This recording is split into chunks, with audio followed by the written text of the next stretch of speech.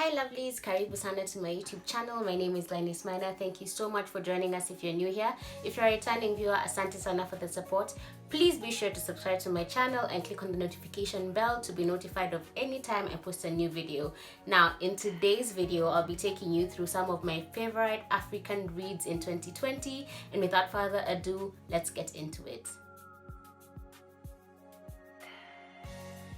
The first book that I have is Half of a Yellow Sun by Chimamanda Ngozi Adichie, and this is the first Chimamanda book I read. Funny story is I got this book in 2019. Yeah, I got it in April 2019, and then I shelved it because I talked to a cousin of mine who told me that it gets too political. So I was like, do I really feel like reading a political book? And I eventually ended up reading it because it was my book club read sometime this year, and I really did love it. My favorite character was Kainene. I just felt like she was a boss. I loved her growth. I do not have closure on what happened to her at the end of the book. I think I never will.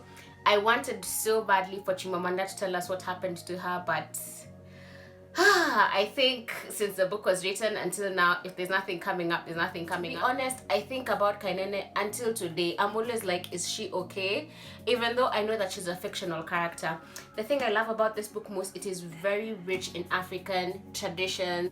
There's this interview that Chimamanda does where she talks about, the kind of authors she grew up seeing. She always read white books, and when she read African books, they were always books about romanticizing poverty in Africa, the extremes, and she always felt like she was just an ordinary person writing an ordinary book. I liked this book because of that. When things are starting off, it just feels like normal people. Like there are a lot of normal people in this book going through normal issues, and then the world is turned upside down because of the war in Biafra, and it was so rich. If you're trying to understand the Biafra war in Nigeria, this is the book that you should be going for. It has a bit of a love story. It's not your typical love story. It has a bit of, just women coming of age, developing themselves, how women, they stand and hold the family together in the middle of a crisis, mental health issues that occur when people, when people break. Because a war is happening in this book and the people who literally break. So this book kind of like looks into those issues that may not be very commonly talked about. The next book that I absolutely love is Freshwater by Akwaeke Emezi. And wow, this book was perfect because it talked about African spirituality in ways that no one talks about African spirituality. This was also a book club read. I do not think I would have bought it if it wasn't a book club read, but it is one of the books that got a 5 out of 5. Let me tell you why I gave this a 5 out of 5 and not Half of a Yellow Sun. I'm still mad at Chimamanda for what happened to Kainene, so I gave it a 4.5 out of 5.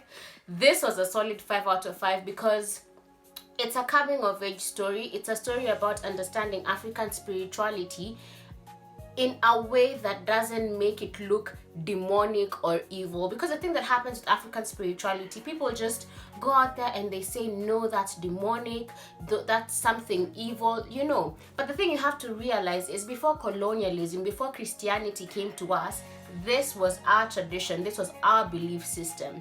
And people did embrace this belief system. I find it very conflicting when you can watch an entire season of Vampire Diaries, an entire season of, what's the second one called? The Originals. You can watch Charmed comfortably in the living room with your family, but when you watch a Nigerian movie, that's just the end of it. You can't stand the fact that they're doing the witchcraft and everything. But and I will say that I was one of those people who got nightmares because of Nigerian movies.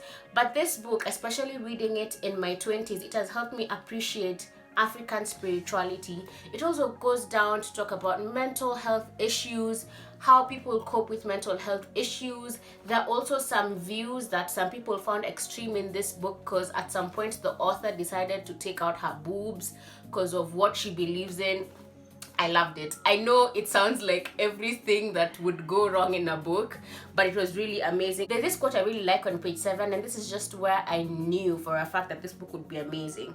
Because on page 7 it says that humans often pray and forget what their mouths can do, forget every ear is listening, that when you direct your longing to the gods, they take that personally. And this just speaks into the things we say. If you put out positive things, depending on your belief system, whether you believe in the universe, in God, whichever belief system, the universe finds a way to make all those things happen to you. If you speak negativity, on the other hand, that's when you find so much negativity happening. And it felt like such an encouragement to just always send positive vibes out there, to be the best that you could possibly be. And it was an amazing book. It was a 5 out of 5. The third book that I absolutely love is I'm Too Pretty to Be Broke and Other Lies You've Been Telling Yourself by Joan Thatia. This is a Kenyan author. This is also, oh my god, this is the only Kenyan book in my list. Wow, I need to read more Kenyan authors. This book was so straight to the point. It's a book that I read in a night, and she talks about the myths that we have as women, where we say that because we are beautiful, because we have certain features and aspects of ourselves, we will use that to, make sure that we don't get broke. And this is a common thing, especially because for women, there's so many stereotypes that go on there. Because you're a lighter woman, because you have a big booty, because you have a big chest, because you look a certain way, then you feel like that is your ticket to getting everything that you've ever wanted. And this is not just a stereotype that maybe women believe in, even men. There's a point in the book where she says that people will be coming to her and telling her, how could you be having a big bum and you're broke? You should use it to your advantage. Some of the lies I absolutely love from this book are, one, that I shouldn't acknowledge my feelings. Someone out there has it worse than me. I loved how she demystified this issue. And this is the thing that a lot of people struggle with, where because you feel like your struggles are not valid because someone else has it rough. I love how she said that because a person has it rough, it doesn't mean that what you're going through is not a difficult situation, and your issues are also valid. The other lie that I loved is the one where she talks about, I need to quit my job to start a business. I have seen this so much. The thing that a lot of people don't say is, it doesn't always work out.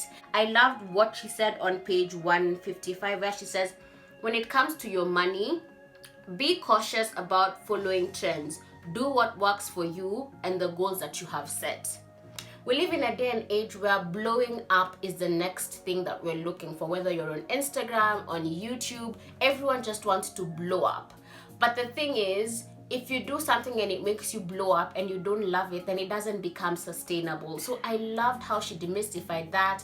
I loved how she said that you do what you love. You don't have to wake up one day and quit your job believing that the business will work 100%. Take your time, transition slowly. If you can balance both, balance them. If you can't, exit your business exit your job pole pole, so that you don't usimwage unga yako na ujui unga ingine inatoka wapi. The next book that I absolutely love is The Secret Lives of Baba Sergi's Wives. This is an all-time favorite. I reread it this year and wow. Lola Shanae is a funny author. Like, I laughed throughout this whole book, and there's just something about rereading a book. Rereading a book makes you feel like there's so many things you didn't see, or there's so many things you took for granted. This is the story of a very typical African home. And I say a typical African home because of colonialism, we end up looking at polygamy as something that is so, foreign, when this is something that used to happen so much before. A man could have 3, 4, 5 wives, and as long as he was able to sustain them, then he could marry as many as he wanted. So this is a typical polygamous African home. And this guy, Baba Sergi, has wives and children. But there's a secret that nobody knows, and it has to do with these children. And all these wives, they know the secret. They have a kind of alliance to make sure that they protect themselves, to make sure that they stay married to this guy and they give this guy children.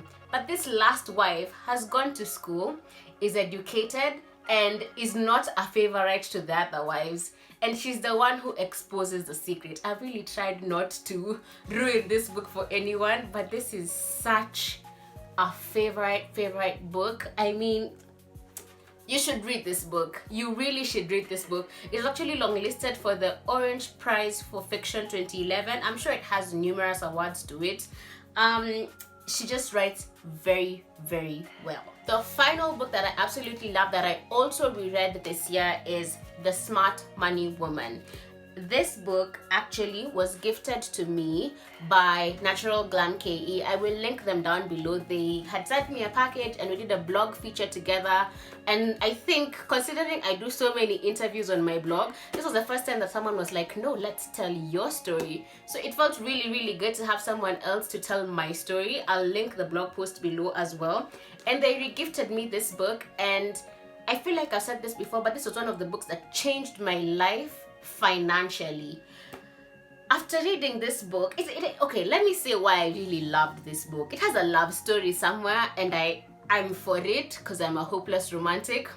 Most importantly, it talks about financial freedom and how, you know, when you're in your 20s, when you finally get that job that you've been wanting, you always find yourself overspending. It's like you want to prove to people that here I am, I have made money, and then you realize that all the money that you're making, nothing is being retained. She talks about going for expensive weddings, constantly getting new outfits for them. She talks about the car that she's driving and having to maintain it. She talks about her own lifestyle, how she has to maintain her very expensive lifestyle, eating out all the time, and all this.